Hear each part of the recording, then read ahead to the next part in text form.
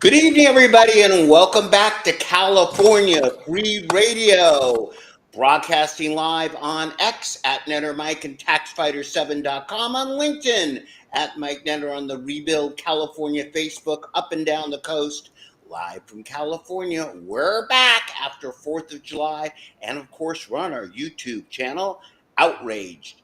I hope everyone out there had a fantastic 4th of July. As always, we think we have lined up a pretty good show for you tonight. But Scott, Kurt, how the heck was your 4th of July? It was great. We saw the fireworks on July 3rd in Alamitos Bay and Long Beach, and the Coastal Commission wants to take away the fireworks starting next year, including for the 250th anniversary. We'll be getting back to that. That's interesting. Scott, how was yours? Did you have a good time? Whatever you did? Oh yeah, we had a great time. How can you? I mean, hey, we like to follow what John Adams told us to do. Celebrate with bombs and things blowing up. Yeah, we like doing that kind of stuff. Well, I gotta 249 more a year. We got 250. I got to tell you, I went to the 49th state, which was Alaska, which I don't normally talk about, but it's absolutely spectacular up there. I've been up there before. And you realize when you're up there, gentlemen, not only the beauty of the United States, but how much California has to offer. Alaska's a lot colder, it's a lot mountainous and a lot larger. But when you get out there without the crime and the pollution and the stuff in California, you realize kind of why California is worth saving. It was a good, refreshing week and a half. And I don't love it enough up there to live there because there's no darkness during the summer and there's no light during the winter and it's awful cold. But it's fantastic. But for everyone out there, we're sticking with California Free Radio.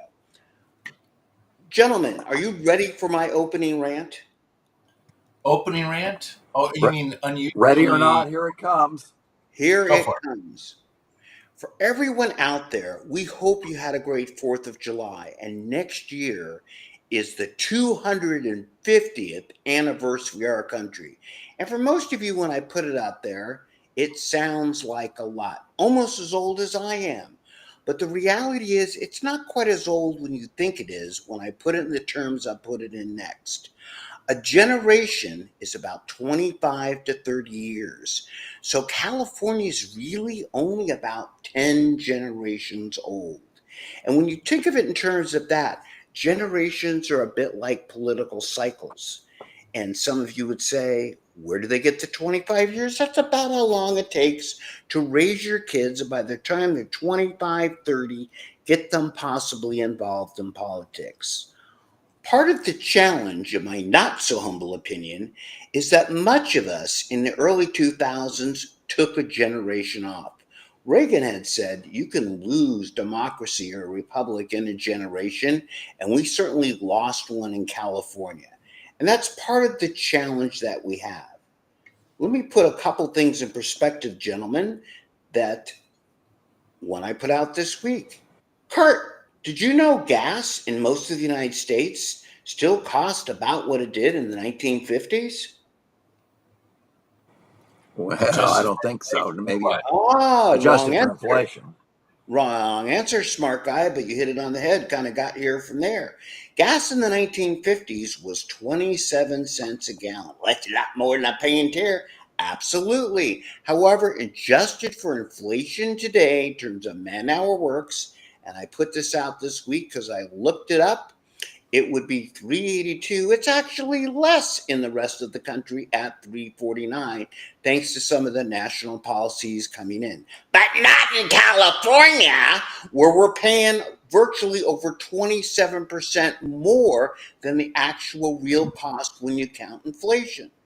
And so many things in California are not exactly like the rest of the United States. And gentlemen, I think that's partially because we kind of left a generation out. Now, for all of you watching me on X today, for all of you watching me on LinkedIn, on Facebook, God bless you. And I have a way with analytics to see my audience. And I'm happy to say we've got a pretty vast audience. 80% of my audience, our audience, gentlemen, is 50 and older. Ain't nothing wrong with that. but that means only 20% is under 50 years old. And the challenge we have out there is that the Democrats, and be more specific, the extreme left that's in the Democratic Party, has caught on to this. And they spent the last 20 years, while many of us were raising kids, have jobs, and doing other things, building institutions. And why in this show and much of the things we talk about, we bring you present day news and we tend to look back in time in the 4th of July.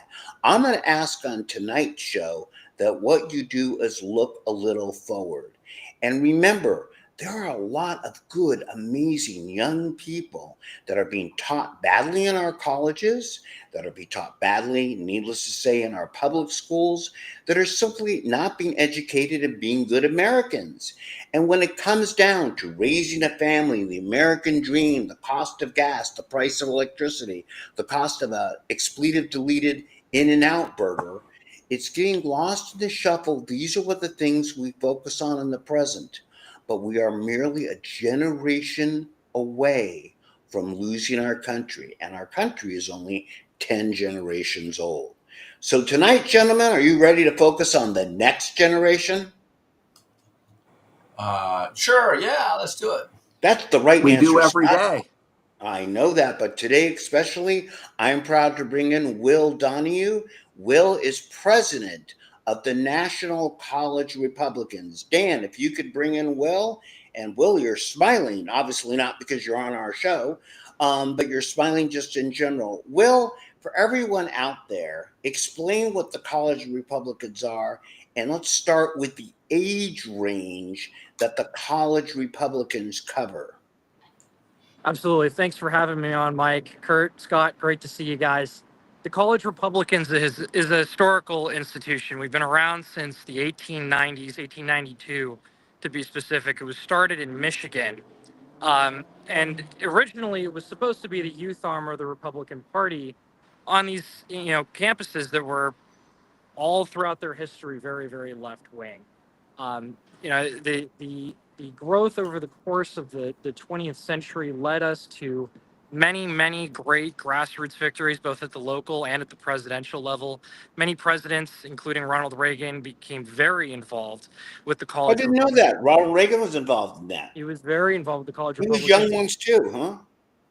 Yeah, many of our leaders, Kevin Kiley in California was a college Republican.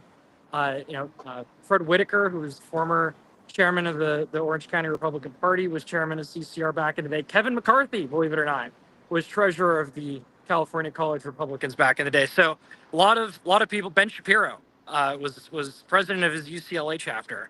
A lot of major political figures came through the College Republicans, and it really gives many of our politicians their start in the political realm between the ages of 18 and 25. And that's really the most critical period for turning someone into a conservative. Yeah, you're in good company. Glad to see you being willing to put yourself out there and volunteer and jump in. Tell us how you got involved. Sure. I'm doing some social media sharing. I am paying attention to you, Will, but one of my staff is still off tonight, so I'm trying to look. I'm not going, oh, I wonder if there's a car for sale. I just want to be clear here. So keep going. He fakes it well. I started in College Republicans back in 2020, right before COVID hit. I started my chapter at Loyola Marymount.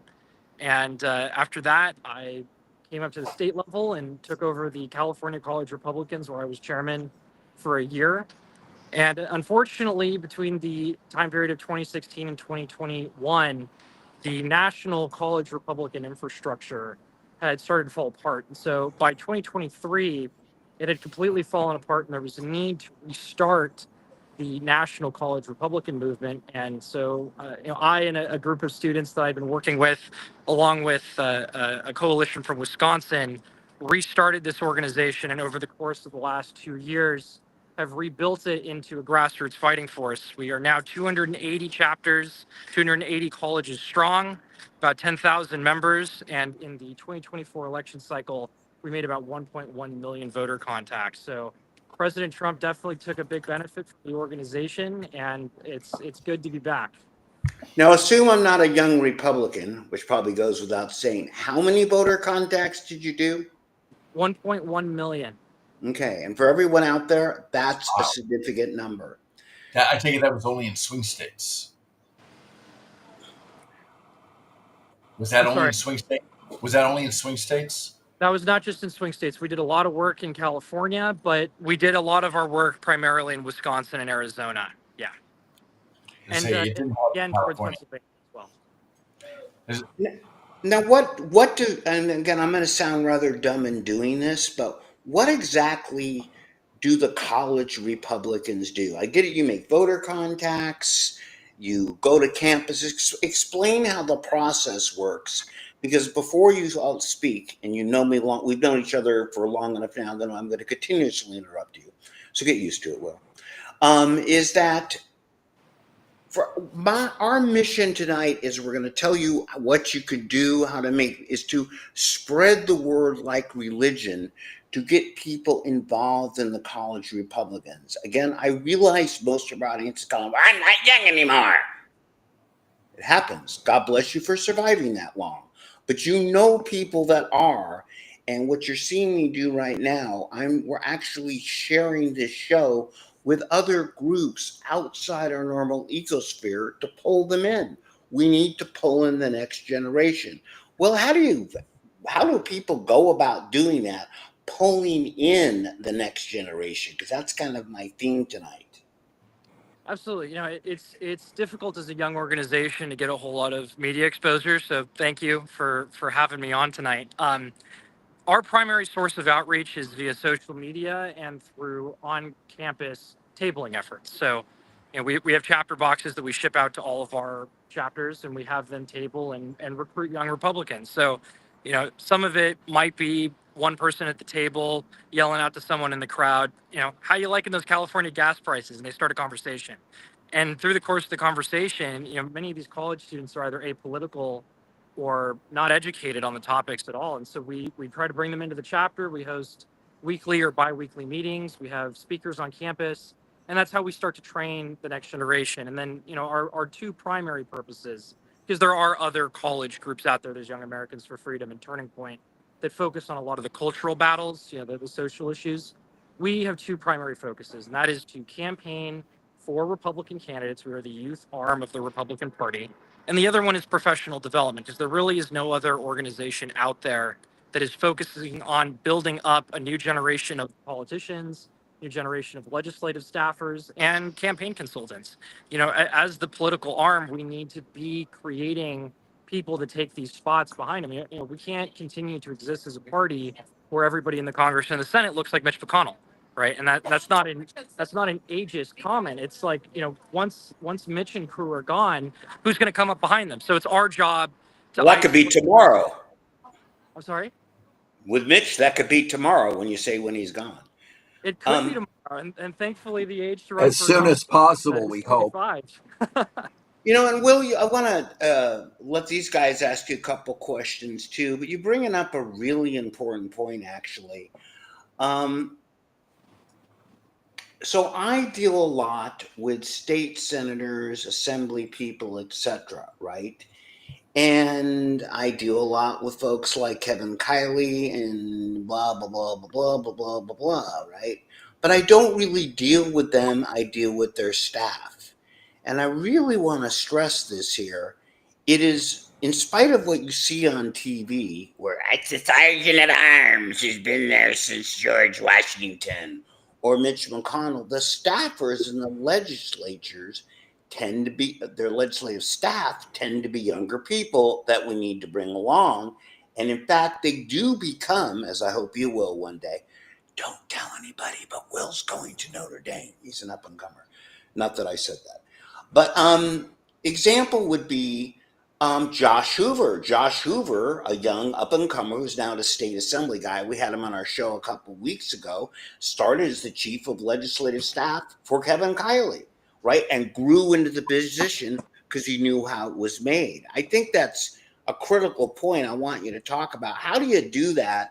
Because this is going to be a shock to you. Well, when I was a young guy, I wasn't exactly an upstanding citizen. Well, I was, but you know what I mean. I was chasing other things, okay? So, how do you corral people in and get them as young people to get an interest from the shiny objects of life, I'm going to call it? How do you do that? I get the price of gas, I get the whatever, but other things which bring me. What brought you into this? Ultimately, what brought me into it is I had to take a mandatory diversity class at my college, and in it, LMU is a Jesuit Catholic school. Um, they were mandating that we read Malcolm X's autobiography. Of course, he's a left wing, Islamic militant. It doesn't line up at all with the tenets of the Catholic faith, and I started questioning why we were having to learn this stuff at school. And yeah. LMU went on to host a Planned Parenthood fundraiser on campus, which I vehemently protested against. If What? you're familiar at all with the Catechism of the Catholic Church, abortion is a mortal sin, and LMU allowed for a Planned Parenthood fundraiser on campus. They removed statues of Catholic missionaries. The school had completely given up on its Catholic faith. And, not to bring religion up into this, but it started to open my eyes to the fact that these left wing institutions are a detriment to the learning of young minds. And so the only way that we're going to be able to fight against these things is for people to get involved. And so that drugged me into the political scene. I started getting involved with groups like, California Republican Assembly. Denny Schneider and Johnny Morgan pulled me into their assembly district meetings, and eventually I started going to county Republican meetings in LA and Orange County. And, over time, because a couple of guys brought me in and sponsored me and taught me about politics, I ended up putting myself in a position where I wanted to make a difference. And thank God Denny and Johnny pulled me in, because I ended up taking over the National College Republicans. It really is that simple. Just investing in a young man or woman that's got a bright potential, that is interested in politics and wants to make a difference in the world, that impact can carry and make a lot of waves. And that's something else. I'm doing Well, an what you're event. saying is really important because if you get a kid in college to do Republican volunteering, they can spend 40, 50 years walking precincts, making phone calls, potentially running for office. So it's a much more valuable investment to get someone in college than to get a 50-year-old. I think Well, that's an interesting point too, because there's precincts have to be walked, and everybody knows how I feel about digital. It is the electronic age, and God bless all my friends and people watching this show. But when you're 75, 80 years old, it's a bit hard to go door to door, okay? And just to kind of, especially when it's 100 degrees outside. And when you're younger, you have a bit more stamina to do that. And when you're younger, it's a little bit more fun because it's different and you haven't done it before. Do you train people? That's a great point, Kurt. You get one great point per show, and you got yours in already. So, do how did you train people to do that, or does each chapter work differently? How does that go? So at the national level, we have started trainings. We hosted our first training back in September. It was a Leadership Institute, partly driven event, and also partly driven by Turning Point Action. They came out and trained 40 of our college presidents, and then they went back to their chapters and started training other people. But we send people to Leadership Institute all the time to get their grassroots and their campaign leadership training done. There are great institutions out there that do that. As a young organization, our funding is a little limited, so we can't afford to do all that stuff by ourselves yet. We have a plan to do that, but in the meantime, having groups like Leadership Institute and Turning Point help to educate our students is a big help to formulating the next generation. And I think it's really important for people out there to know, like, this stuff does cost a lot of money, right? We are investing in the future, and we give a lot of money to candidates, a lot of money to candidates that end up going to consultants and God knows where, fundraisers. Um, we have valuable on the ground movements. Turning Point Action made millions of voter contacts in key swing states last election cycle, chasing ballots. And our kids were right there along with them. Turning Point Action, they hired a ton of our kids. We were walking with them. We were working for them. And we had kids volunteering their time on our side as well. This election cycle, we have an ambitious battle plan to hire field directors in the various swing states, but really all over the country, and to pay young walkers to go out and knock on doors and make phone calls. We have an ambitious goal of making 2.5 million voter contacts this midterm to ensure that President Trump is able to keep the House and the Senate. And it's an absolute necessity. And I would much rather have my kids getting paid to knock on doors than going to work at Starbucks and wasting their time in college. Because I think they would rather help out their country than wasting their time in a food service job, which is a great service. But when I have kids that could be knocking on doors, but they need to find a job, I would much rather pay them to knock on doors for our country. And Scott's going to ask you a question right now. He doesn't know what it is yet. But Scott's going to ask you about explain the Leadership Institute, because I want to dwell on an important point that I know about it. But I want to get Scott involved because, I'm that kind of guy, Will. I'm just such a kind, caring. Okay, maybe I'm not. But Scott, go ahead and ask him what the Leadership Institute does. And then I want to chime in something Will may or may not notice about it. So we had Leadership Institute actually come to Orange County, and they actually did training for candidates. And the people that attended usually were school board and city council candidates, water boards, those kinds of things. What did they do with you guys and your leadership? Yeah, so they put together a couple of classes. Obviously, they're a C3, so we can't work directly close with them, but they host workshops in different areas. And we have students that end up individually getting sponsored to go and get training. So they teach you, the proper way to knock on the door and get voters engaged. Oh, go ahead. Had something to say No, about go ahead. I want to really dwell on this point because what you're saying for everybody out there is critically important. Finish that, and I'm going to pile on it because you know who Nathan Fatale is, right? Yep, I do. Okay. When he first showed me his training, I want to jump back into that, but finish your point there. Yeah, there's a big problem that we face on the right in terms of our data and getting good data. And so when you have walkers, they go door to door and they start inputting data. If the data is wrong, it's skewing everything for the rest of the state for all time. So having well-trained door knockers, well-trained canvassers to go door to door, to not just like drop a flyer off and walk away and push a button, right? To go and have an actual quality voter contact, to give them the literature and then give good data back to the Republican Party, back to Turning Point, back to whoever these data institutions are. This is invaluable resources for the party. And so what Leadership Institute, they are the leader in this space. What they do is they train canvassers how to knock on doors effectively and how to protect our data. Okay, now I'm going to jump up and my camera's following me. I want everybody to hear what I have to say. I don't really give a damn why the Democrats on the left are training young people how to riot in the streets and get paid for protesting. I don't care even if they're a conservative. Going to the Leadership Institute, when I started first working, I'm old, working with Nathan, that's why you need a next generation.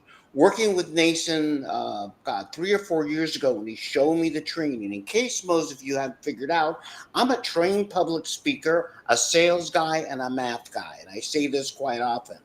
So when he showed it to me, I go, what do you mean say hello? What do you mean establish rapport? How to shake people's hands? This, I don't care if you never knock on another door. Getting the next generation, teaching them how to communicate. Hold on, Will. If anybody out there ever goes into a Target or a CVS and sees the clerk afraid to look up, afraid to communicate, that's one of the things we have lost in America. And Will, when they go to the Leadership Institute, they learn those basic skills. Back to you. Yeah, I love for You're breaking up, Will. Like your speakerphone is not cooperating. I probably hear me blew okay? it out.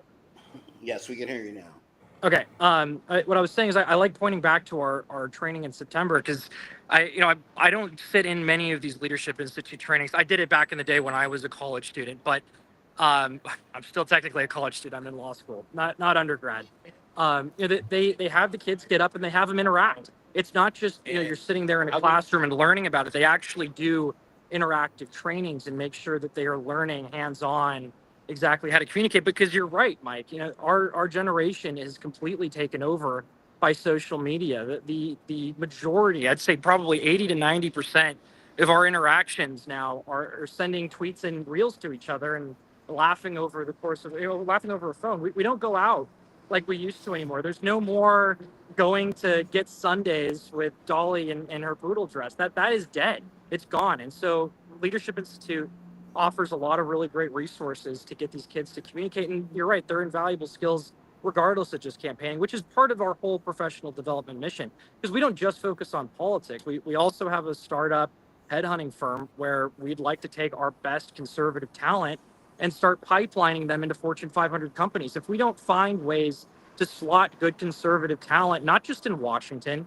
not just in campaigns, not just in these on K Street, right? We also need to find ways to put them in business, and we need to start slowly taking over these leftist Fortune 500 companies and terraforming the industry. And so that's kind of the totality of our project, to develop the next generation of Republican staffers and politicians. That's great, of course, but also developing the next generation of leaders and putting them in positions to succeed.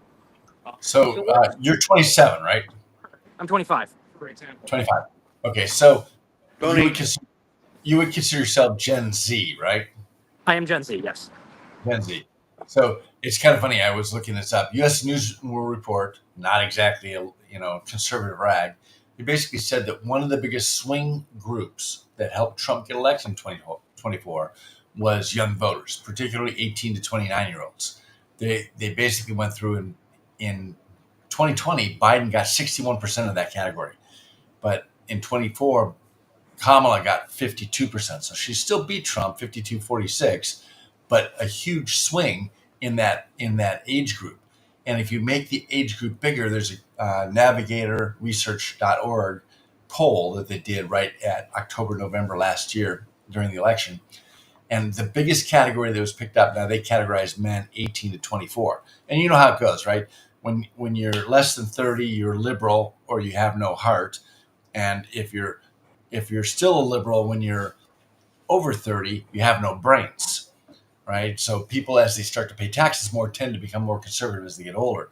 But the Navigator Research category, 18 to 24, was huge. It went +8 for Biden in 2020, and for Harris, it went -8. So there was a 16-point swing in that age group.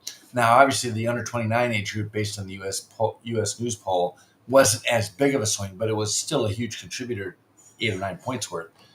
And can you tell me the biggest category that Harris picked up of all the different age groups, men or women?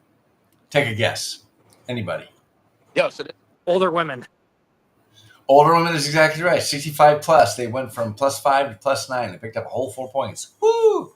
But liberal women, and I suspect that if you were to put race into it, it would be older white women that voted. You're talking about ex-hippies, Scott. Yes, Yeah. hold The over. worst generation in our Yeah, lifetime. Of course, the exit polls are never super accurate, but we kind of got a really cool range of numbers. Yes, there was a 16-point swing. I've seen others that have it as high as 20%, but the biggest deal with that I think we should really point out is that the increase in the Gen Z female vote was really small. We had a 27 to 31 point swing with Gen Z men, 18 to 29-year-old men. That's huge. That is an entire generation of men. Trump, for the first time since Reagan, won the 18 to 29 male vote. That vote typically is a solid Democrat ticket, key to power. It switched on him, and they lost a ton of votes. Why? We don't have a future anymore, right? Our parents grew up telling us about the American dream, home ownership, having a job where you can provide for your family. That's gone. And my generation, partly through social media, by the way, is starting to figure out that it's not available to us anymore. And they completely revolted against Biden and Harris in this last election. Well, And I'd say And the even Gen Zs also suffered from going to school in the COVID shutdown and had their high school graduations and their college graduations snuffed out in 2020. And even better, Will, is the high school kids are even more conservative than the kids your age, is what I'm But saying. our producer Gen is Alpha actually is And incredible. our producer has popped in, now he popped out. I want to add something to this a little bit that I think is critically important, and I want to get back to it. Let's talk, because we are a California based show. Wait, I was going to say the state that Gavin Newsom's governor of, but isn't that South Carolina? Never mind. I What a put that out joke in that the is. news. We went to, was I it North think Carolina? South Carolinians would really take offense to that. Yeah, well, it seemed very strange to me that he's spending time there. Well, let's talk about California that Newsom allegedly is governor of. How do people get involved in the Young Republicans? Those watching the show, this will be replayed a number of times. We're going to put, Dan is going to roll your website at the bottom of our screen. Like I said, we're going to put out so they contact the National Republicans, explain how this interfaces. I'm actually speaking in front of, if you are you, I don't know if you're in town or not, on the on July 24th, I will be on the show in front of the Young Republicans down here in the San Gabriel Valley. So how do the two link, and how do, if we put up your website, can they go on there? Mike?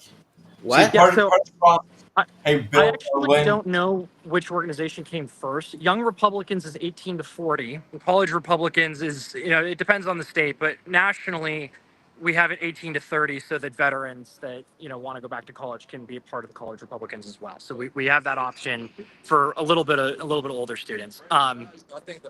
We are sometimes a pipeline to the Young Republicans. They kind of exist as their own institution, but in a perfect world, when the two organizations are working together properly, of course, as the conservative Republican movement, we oftentimes find ourselves fighting each other rather than working together. But in theory, the college Republicans are supposed to be a pipeline into the Young Republicans, where the Young Republicans make up a large network of young donors, young political activists, staffers, and administrations, and young politicians. And so you get your training in the college Republicans, you campaign, you work on your professional development, and then as a young professional, you find ways to stay involved. Okay, so people can. Well, and Will, it's very important that the college Republicans get involved in Young Republicans, because it's also, there's social events, there's great networking for business, and it's valuable on multiple fronts because people do business with people they agree with. No, of course, and I whenever possible, I tell our college Republicans to become members of their chapters and attend their meetings. Up until recently, Gavin Wax was head of the New York Young Republican Club, over 1,000 members. President Trump, used to go and speak at their galas. Really? Some really incredible institutions with the Wow. Young Republicans that, and we actually push with those groups. But yeah, right now we're focusing on continuing to rebuild the college Republican infrastructure. It was a massive, massive loss to the Republican Party in 2020 when the organization fell apart. There was no grassroots coming out of the college Republicans in 2020. It was dead, and it's not just because of COVID. These chapters, lost their national leadership, and we put it back together. So, obviously, we can use all the support we can. Our website is uscollegegop.com. And all of our social media is the same. It's at US College GOP across all of the social media platforms. The way you get involved, if you're out of college, you're say out your of website again. uscollegegop.com is our website. The way for people to get involved, if you're older, if you're out of college, if you're out of the age range of the Young Republicans, best way to get involved is to find your local chapter president, sponsor them to join your local GOP, sponsor them to go to different Republican events. The Lincoln Club used to give us a lot of tickets. The Republican Party in Orange County and LA both give us a lot of tickets to go to their different galas. Get these kids involved, and you will see the fruits of that down the road as these kids get more and more involved with the local political level and rise up through the ranks. And by the way, I just got an offer on the screen here. If you follow my X feed, LinkedIn feed, Facebook feeds, Rebuild, I'm speaking at an event Sunday in Los Angeles. And for anybody who comes who is a college or young Republican, I'm not going to make a difference. We will let 10 of them in for free. Okay, so just get a hold of me again to bring you in. And for your older people, if you want to invite them, pay for them. It's about $25. And hopefully by the time you're 50, you have that kind of money. Well, I'm going to ask a very embarrassing question. I never actually graduated high school. Does that still make me eligible to be part of the college Republicans, even at my age? You can always be involved with the college Republicans. We actually, attempted to start a high school Republicans unit nationally. It's a little more difficult dealing with the kids under 18 because they need some help. They can't sign contracts by themselves. They need a sponsor. It's a little more difficult. But we do have plans in the future once our organization grows a little bit more and we have some better funding behind us to go out and start high school Republican chapters so that we can catch them at an even younger age. Boy Scouts of America fell apart. We should really have programs in the high school starting at 14 to get these kids involved. We'll Hey, encourage Mike, drill him with a couple questions. I say, Mike, you could always take a college class. You'll be eligible then. I could, but I just was very shocked to find out basket weaving is no longer offered at MIT. Was a shock to me, actually. Yeah. There's also a lot of high school Republican clubs. They just need to be started by a high school student. So parents, aunts, uncles, older brothers and sisters can facilitate that, as well as local county party people. There's lots of central committee members, lots of volunteers. And if the county Republican parties, the state Republican parties encourage parents to have their kids start high school Republican groups, it'll provide feeders right into college Republicans. And we just want to thank you for what you're doing. It's valuable. I was president of the Orange County Young Republicans when I was a young Republican. And even though I was in my 30s, I thought it was so important to bring in the recent college graduates and get them volunteering and participating. And so I really appreciate what you're doing. And I'm sure many of the people in our audience understand and appreciate it. And I want to go and say we're having a bit of a technical thing on the producer side tonight, but for everybody out there, it's at the real Will Donahue, right? Because At apparently Real there's Will a fake Donahue, Will. right. Don't follow the fake Right Will now. Donahue on X, okay? Because you got the wrong guy. It's the real, I would say the real Mike Netter, but there's only one of me. So with the real Will Donahue, if you look at my X feed, where I do get 1 million plus a week, you will see that. And the college Republicans are, you'll like this, uscollegegop.com. And again, I'm putting that out on my X feed again right now. Will leave, and same with Facebook, LinkedIn, whatever. Oh, and I want to stress Will is also on LinkedIn. Maybe he's on Facebook, maybe he's not. We don't care. But he is on LinkedIn. You should look at his professional resume, because when you're young and up and coming, and I don't want to lose sight of this, by the way, before I let you go. I go to so many people and ask, what's the third social media? And they go, Instagram, TikTok. I go, it's LinkedIn, you idiots. Because people want to get jobs to connect with people that have jobs. Scott heard of Kurt have heard this 1 million times. Okay, it's LinkedIn is the other social media where you can be politically conservative, and it's okay because people on LinkedIn generally like money, and conservatives like to keep their money. So it's a fine fit. And again, if you look on my feed, you'll find I've mentioned Will. Will, leave us. I know you're on a street corner tonight. I know that you're in Washington, D.C. I've noticed 3 or 4 black vans behind you and a couple muggings. So I want to let you get looking around. So I want to let you get you off our show. I appreciate your time. But leave us with a 2-minute blast of parting wisdom here. I think it's really, really important to give young people a vision of the future. And, what we kind of set out to do in the last 2 years is to do that. Many of the conversations we had on these college campuses were kids that thought that the culture war was over, it was lost. This was the prevailing ideology from really 2019 to 2023. It was that the culture war had been lost and that we had to find a way to have a turning point, right? This is kind of turning points motto to turn things around. I think what 2024 showed us was that it's not over, right? This younger generation realizes that its future is compromised. It realizes that we need to turn things around, and it acted accordingly. Church attendance is up, Republican votes are way up, and I think properly not indoctrinating, but teaching these kids how to become young leaders, how to get involved, and not just teaching them, but also providing pathways to them is how we fix our country. And so I implore everybody watching, please get involved. Please reach out to your local chapter. If not, you can reach out to any of us. Our emails are all available on our website. Reach out to us. We would love to get people involved. We would love to start new chapters. We just need support. Will, thank Will, you so much for coming. I want to ask you one more question, and I want an honest answer, Will, because I know you're an up and comer, but don't have that big corporate job yet. Do you subscribe to Netter News? To Netter News? Yeah, my Pretty newsletter. I'm My pretty sure. newsletter, Will. I'm I know pretty sure. I know you do, and it's Of course. free. And even as an up and comer, you have that kind of money. So I want to be clear out there. This is a way, again, get people involved. Will Donahue, you're a rising star. Thank you so much for coming on tonight. Standing on a street corner in Washington D.C. That takes a lot of guts if you've ever been there very long for this long. And we appreciate. Keep up the good work. I look forward to hopefully seeing you soon, either back in the OC Orange County or hopefully not having to bail me out of prison when you become a lawyer, but we'll take that offline. Okay? Thank you, gentlemen. hey, thanks for all Thank your you so hard much, work. You made a difference. Appreciate it.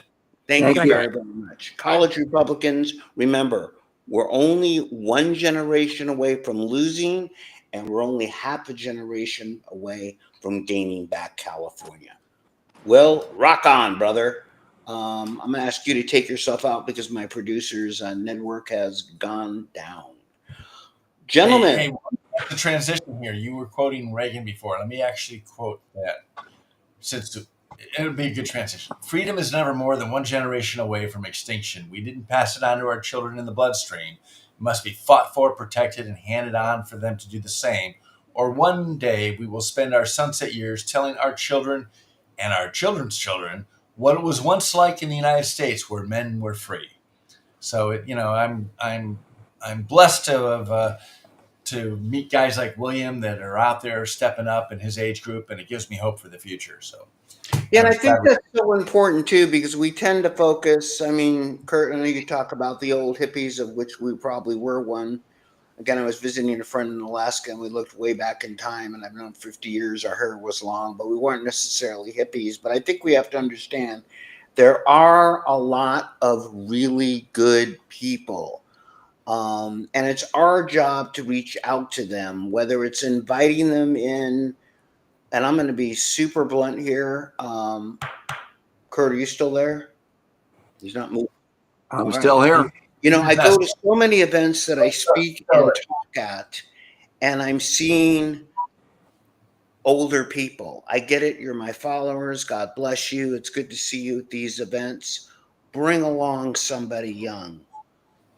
And I also want to stress before we go into the news portion of the show, I'm going to go offline and do some technical stuff that Dan can't get done right now, to say, look, what we just said, I was very blessed. And Scott and Kurt were, well, maybe, to have the kind of training that allowed me to socially interface at a relatively young age. And that may sound, Kurt, because you had a really good point, and I want to dwell on this, that what I hear from many people today chanting on the street corner from the left is chanting on the street corner from the left, is knowing how to bust a window rather than bust a math equation. They haven't really learned to communicate. When Greta Thunberg becomes Person of the Year because she's autistic and can scream, that's not communication. That's ranting and raving. And unfortunately, that was the model for a few years that many young people brought up with.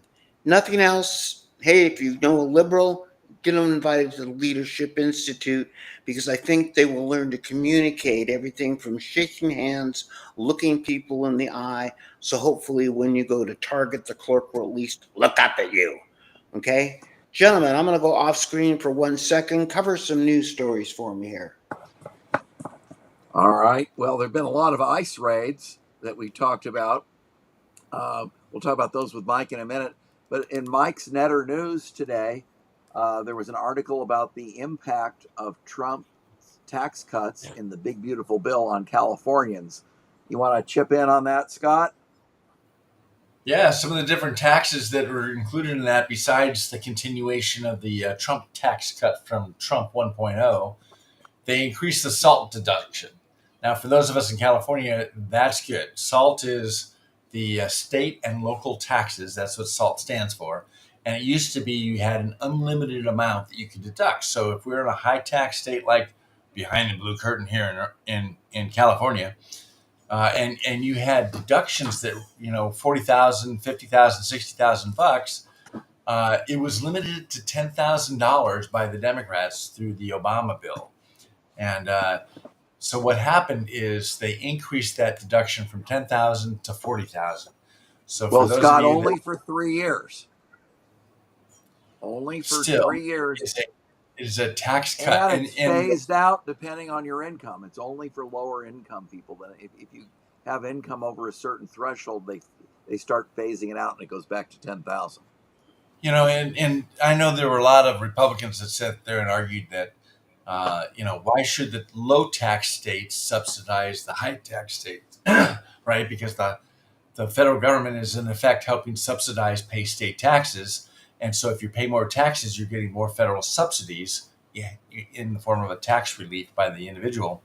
And so the low tax states were saying, hey, we don't get that benefit, and we have to shoulder a larger burden of the federal budget when you give these high tax states this deduction. And so their compromise with all of these guys, as Mike would say, was to cut the number. They didn't do it unlimited. They raised it from 10 to 40, and then they put a sunset clause on it.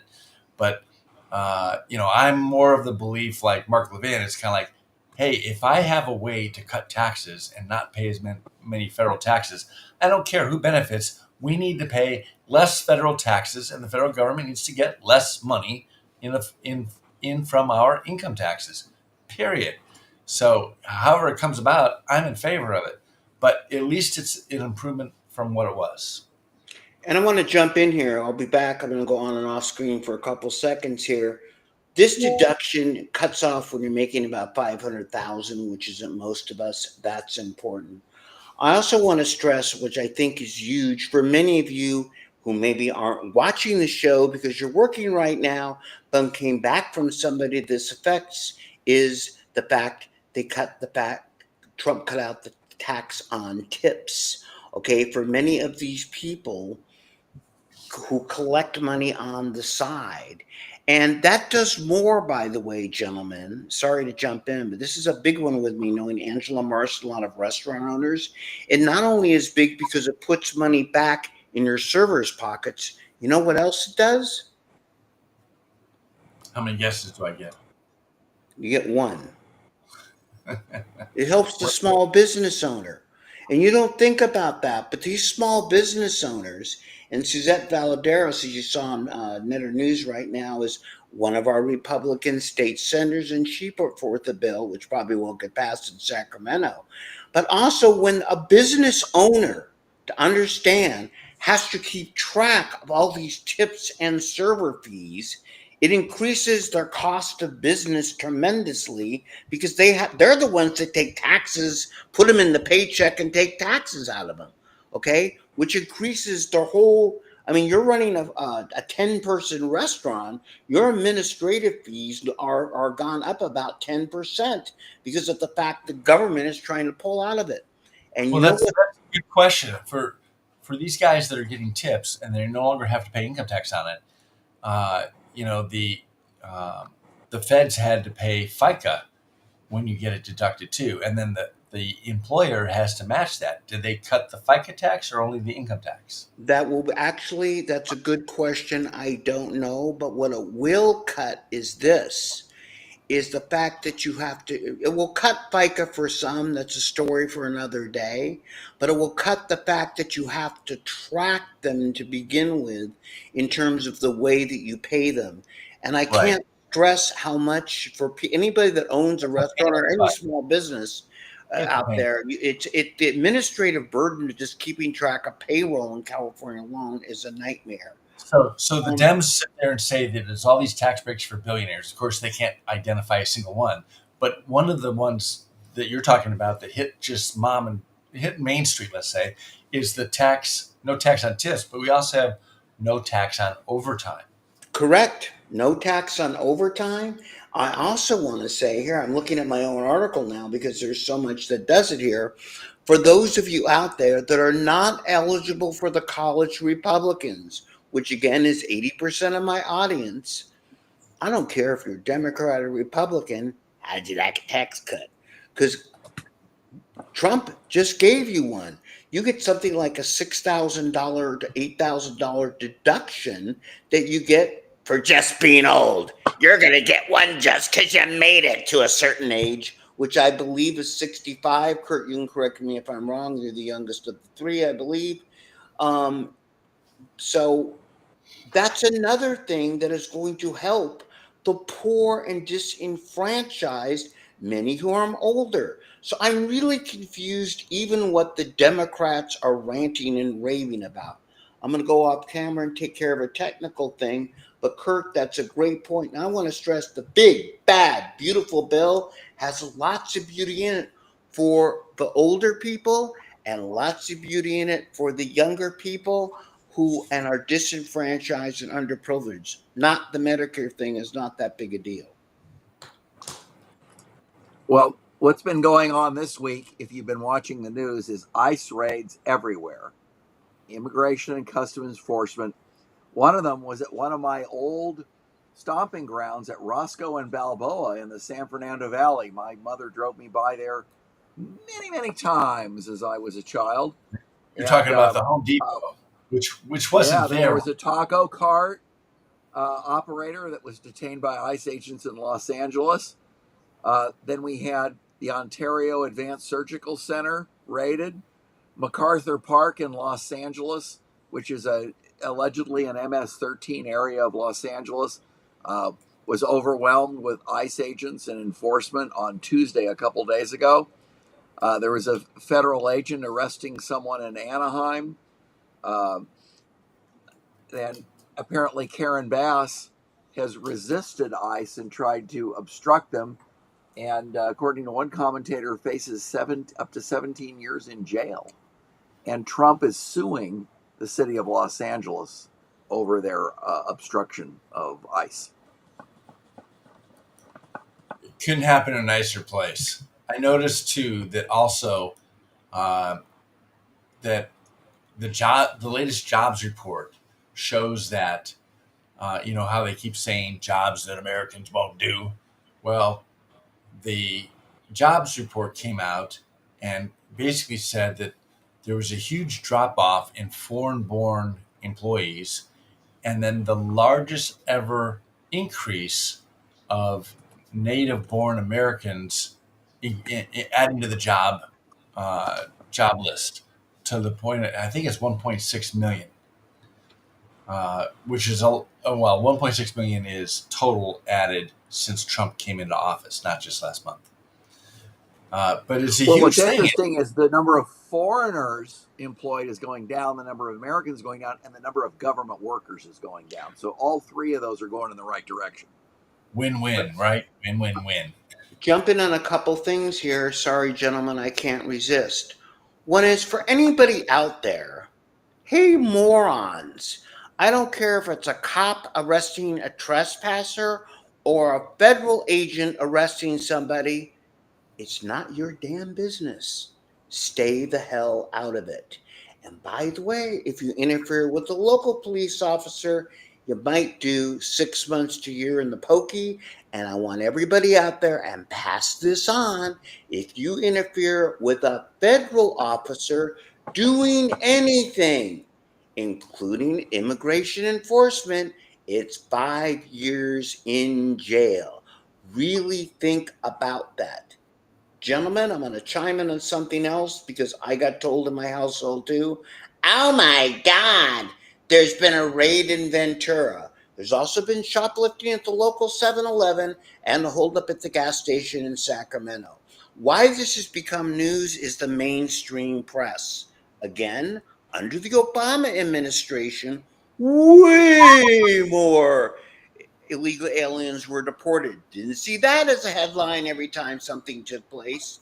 And the first half of this fiscal year in government, Biden's administration has deported way more people than Donald Trump can hope to in the 6 fiscal months that he has in office because he doesn't have the manpower. And I want to give one more blast, then I'll go off camera for 1 second. You know the economic report you talked about, Scott? Yes. Well, let me add something to it. For all of you out there, Karen Bass, who we can only hope, sorry, my opinion, does That's Mayor of not LA. 17 years in jail, but at least 2 more because that's her term. But let's put that down for 1 second, okay? I don't want to hear, and you can look this up, and I'm going to retweet this, reports out there from all kinds of people, including FAIR, which is the federal something for Federal Association for Immigration Reform. Yes, illegal aliens contribute to the economy. However, they cause the economy to take a net loss. And in why they contribute 38 billion to the economy nationally, they cost our economy approximately 150 billion a year as a net loss when you factor it in. And in California, if you want to pay attention to that, that net loss is about 15 billion. That's net outside of what those who contribute do. So be aware of that. And by the way, my friends in the mainstream press, some of you who watch this show, maybe instead of focusing on the guys in uniform showing up to do their job because they're marked in a car that is simply the same as a container outside of 7-Eleven, marked ICE, how about you report on the actual good impact that they're going to have on the public by hauling off criminals that California frees continues to let go and will help the California economy by removing people that provide a net loss. I'm going to go off camera again. Back to you, gentlemen. Well, you know what? The Democrats are really mad, Scott, about all these ICE raids and illegal aliens being taken out of the country. And you can see why. Maxine Waters, the crazy congresswoman from Los Angeles that doesn't actually live in her ghetto district but lives in Beverly Hills, her grandson just got busted for smuggling illegal workers into San Diego. And the guy's name is Joseph Barron Waters, and he was charged with trafficking. Off to jail for you. Too bad he can't take mom with him. What a loser Exactly. for Congress. By the way, she I think lives in Rancho Palos Verdes instead of Beverly Hills. But So now, Scott, the Democrats are trying to gin up riots when ICE officers try to arrest people. And the business owners are sick of it, but the Border Patrol has released names and photos of suspects that are accused of using devices to spike Border Patrol vehicles in Los Angeles. And these suspects were in possession of a tote bag with the NGO Churla's branding on it. They got government money. So this NGO is using government money to obstruct law enforcement. That's a crime. yeah, let's see him haul. I want to see him do the perp walk. Put them in orange and All see of what they them. look. So And just so, to, these so-called peaceful illegal aliens, I guess there was one of these ICE riots in Los Angeles. They got bored with that. And so they broke into 7 businesses to loot them. well, it's not a peaceful protest without a little looting. A little And bit, we a lot. saw that in the good old days, Scott, we shot looters and rioters. We need to get back to the good old days. Hey, some cities and some states still do that. And by the way, their looting has gone way down. Well, and they have human smuggling hubs. There's just been a search warrant to stop that. You saw Chinese nationals getting arrested. Two of them tried to sneak things that would poison our food supply into the country. One of them was at University of Michigan. We talked about that a couple of weeks ago. So the Biden administration letting all these illegal aliens arguably is a racketeering organization. Maybe the entire Democrat Party under federal law could be argued to be a racketeering organization. Oh, you think they can use the RICO statutes for that? I think it'd be a great prosecution. As Harry Reid said, the process is the punishment. Let me ask a question to you two gentlemen about California, because I want to hear your comments on this, and I could hardly wait for Kurt's. As reported in Netter News all over the press today, our game of Where's Waldo? Where's Gavin? This week, Gavin went to South Carolina. Now, forget the fact he might be running for president or running for whatever. Would you say California has enough problems where the allegedly elected governor of California should be president? How do you two guys feel about that? Gavin Newsom has been running for president ever since he ran for governor. He's a liar. He lies continuously. He smiles while he lies. He is a greasy, sleazy, immoral piece of trash politician who slept with his own campaign manager's wife. He is scum of scum. And I hate to see him export that to South Carolina. I presume the South Carolinians probably did not give him a raving welcome, unless you went to the heart of the liberal Democrats, which I'm sure he would have done. Well, I think he had 10 or 20 people listening to him, so maybe some welfare recipients. It's like his podcast. His podcast came out, and he had a couple good conservatives on it, so he got high numbers. And ever since then, they've gone into the toilet. But you haven't heard that from the media, have you? By the way, I dropped MIT, and an MIT graduate is on here. Bianca, one of my favorite people, came on. Great point. Americans doing these jobs would contribute that much more. And yeah, we need to deport about 9,000 a day. And so it is ridiculous for all the hyperbole that we're talking about. Thanks, Bianca, that, we barely deported so far about 1,000 people out of Los Angeles County of 10 million. Yet every time a truck pulls up, and as I put in the video I put out, which I thought was kind of funny, I had to go all the way to Alaska to find ICE because I literally can't find them as I drive around Los Angeles County. Gentlemen, hit us with another story here. So let's see, Mike, how many illegal aliens do you think there really are in Los Angeles? You've seen the videos this week of traffic time on the 101 freeway heading into Los Angeles. The freeway's empty after all these ICE raids. I'll tell you something, guys. Hey, wait a minute. I've been on the freeway every day this week up in LA. It is not empty. It is awful. It's a little bit back and forth on that one, but I'm going to tell you, this actually was interesting. How many are on there? Traffic is on and off. It's always weird in LA, and they shut down part of 405, which makes it interesting. There are, and I put this in Netter News, and I'm surprised sometimes how much traction a tweet gets. There are at least 8 less this week because the foreign burglars were caught red-handed cutting through roofs of California stores, and when they went to Los Angeles. So again, when people say, "Oh, these poor guys." Well, not poor anymore, or they are now because they're going to be in jail. Apparently, again, 8 illegal immigrants, at least 6 verified, have been cutting through the roofs of jewelry stores at night.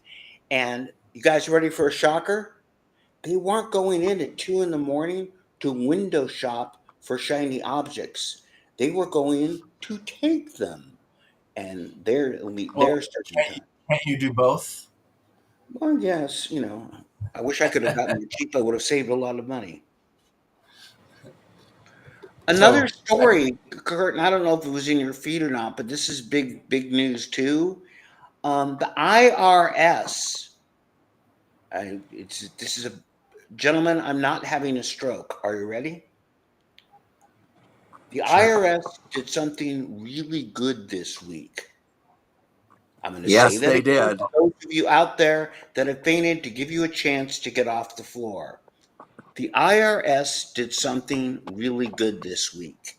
They said for churches, for your congregation, indeed, you can talk politics, endorse candidates, and do things.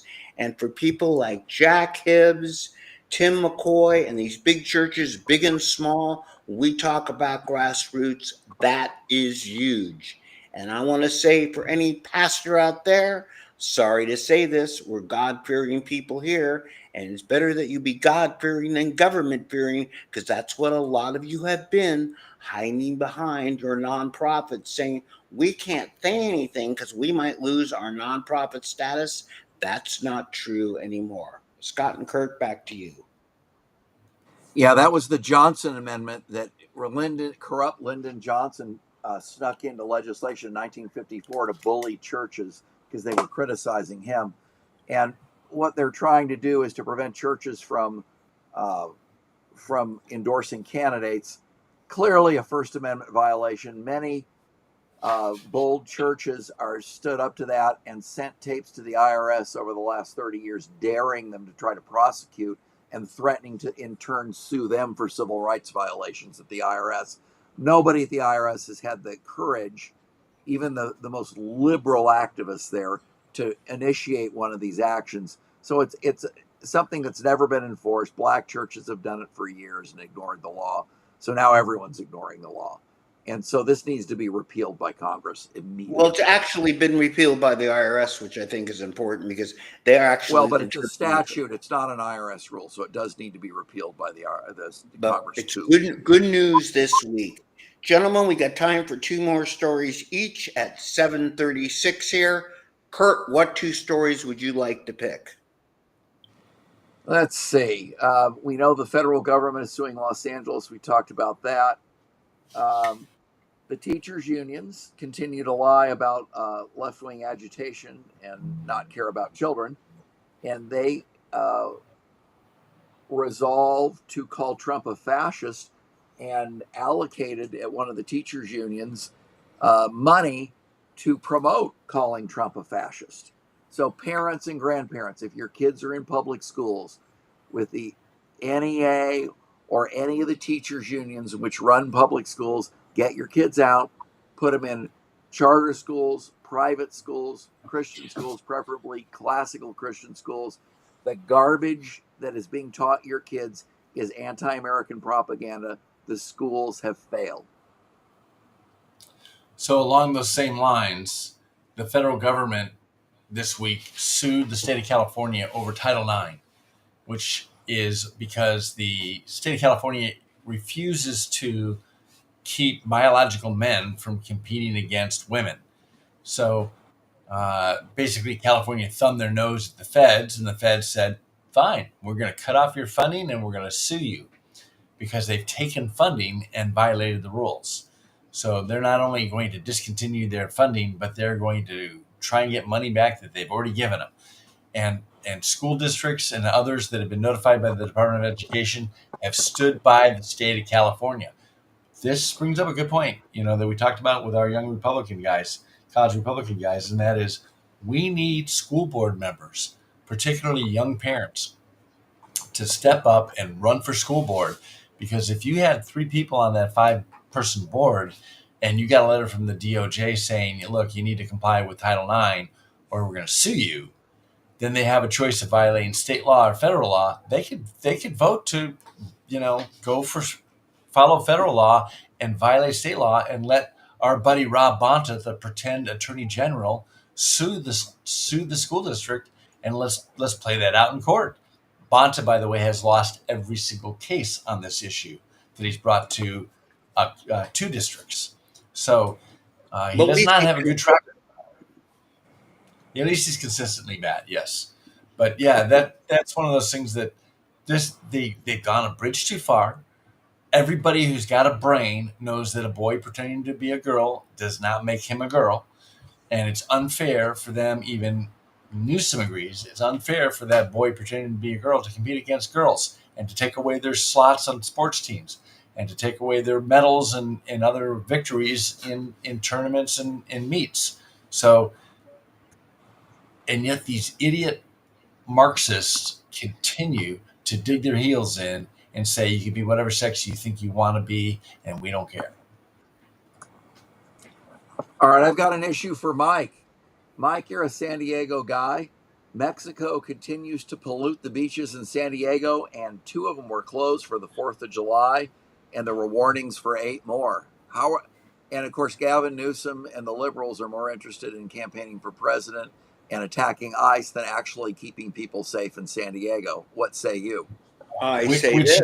This has been going right? on literally for over a generation, as I talked about earlier.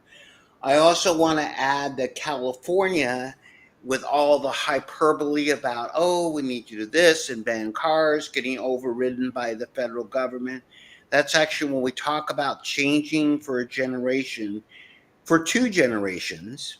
Yes, indeed. As California Democrats have told us they're doing all this stuff that's going to benefit our air and water, it hasn't. All they've done is hurt our economics instead of doing some of the basics. The reality is these government officials don't do the basics, Kurt, like when it comes to the Tijuana River flowing into the slough, as we've talked about in earlier shows. This has been going on literally from the time I lived down there, which I hate to say was more than a generation and a half ago. And when I go down there, they're still bitching about the same stuff because the state government hasn't fixed it. Even though you might say it's a federal problem, the state government's been involved in it, and local and feds. It's everybody not working together, and it's not that complicated. Kurt, I'm going to let you roll to Scott. Scott, you have something you want to add here because we're running down to I the was tip. gonna say, for a party that sits there and brags about how they're out to save the planet, what is it that they allow Mexicans' raw sewage to be dumped on our beaches and not either put pressure on Mexico to change their practices or treat the stinking water that comes through that slough before it goes into the ocean? That's easy, Scott, because Mexico and Imperial Beach are not part of the planet. They're Mexico and Imperial Beach. We used to say that down there. Apparently, save the planet doesn't include where you live if it involves something the Democrats don't make money off of. And they haven't figured out a way to make money off Imperial Beach in Mexico, so it's off their radar. Mike, one more thing. Gavin Newsom and Karen Bass want to have a 6-month celebration after the Pacific Palisades fires of all they've done for the recovery. And there hasn't been a recovery. Great wait, article by What kind of Katie celebration Grimes. are we talking about? Great article by Katie Grimes that was on our show a couple weeks ago that I posted today. I'm not sure what they're celebrating except themselves. Gavin had a big press conference about the day I came back from the great still white north. And as far as I'm concerned, the only thing he could have done to celebrate was put a mirror in front of himself because nobody's quite sure what the expletive deleted he's talking about. There's been less rebuilt in the Pacific Palisades than yard work I have done in the last month, and I don't do yard work. Are you sure? Yeah, but the nice news is that even celebrities, a lot of them who lived in the Palisades, are ripping Newsom and Bass over this thing. they're just making fun of these guys because they are so obvious lying hucksters. Well, So what can you but Mike, what you mentioned San Diego didn't do anything for a generation or more. What about the gas lamp? They're letting criminals and cartels run these food carts down there, and it's becoming a scum hole place again instead of Kurt, an entertainment. let's end the show with this. You ready? Are you ready, Kurt? Are you No. ready? Because it relates to exactly what you're talking about. I'm ready. All right. Is Kurt, are you ready or did Kurt freeze? I'm ready. I'm ready. Okay. I'm waiting First with off, bated breath. remember to contribute. We didn't ask side to rebuild California. We are the political PAC which sponsors the show. We grew out of the recall of Gavin Newsom because we started a political movement. But I want to stress a couple things tonight. One, if you're older, part of my crowd, the crowd watches tonight, stay healthy. You'll notice in Netter News, I put out a health article today. Remember, you have to stay healthy to continue to fight. But God will come and knocking sooner or later, just like the Democrats come and knocking looking for your money. And so what we have to do is bring on the next generation. Gentlemen, how many generations old is the United States of America? We open the show with that. 10. Correct. Kurt wins the prize. Unlike Gavin, who got the F behind you, Scott. That's 12 10. of my relatives fought in the Revolutionary War for the good guys. That's good. I'm glad some of them survived, or there wouldn't have been you. That's All kind of of an them did. oxymoron. Okay, well, there you go. Here's the thing. Everyone out there, bless you. Make sure that you understand it is our job to bring along the next generation of people. It is our job to start and stay in the present in the fight that we need to do today. It is our job to speak up against what the state of California is doing to the people of California. What I hope you got out of this tonight, we are a country 10 generations old. And we are 10 generations old. And let me tell you something, if we want to become 11 generations old, we better bring along the next generation. And that especially, explicitly, includes California. Gentlemen, are you ready to sign off? Sign Absolutely. off. All right. So without a producer, that means we all have to log out. We're all going to have to log out. So God bless you all. Good night. Thank you very, very much. We will be back next week. California Free Radio. Do what you can every day because it's your damn state and they're trying to take it away from you, and we are not going to let them. Hey, We'll from see you behind the next week at 6:30 California time on these same channels. so long.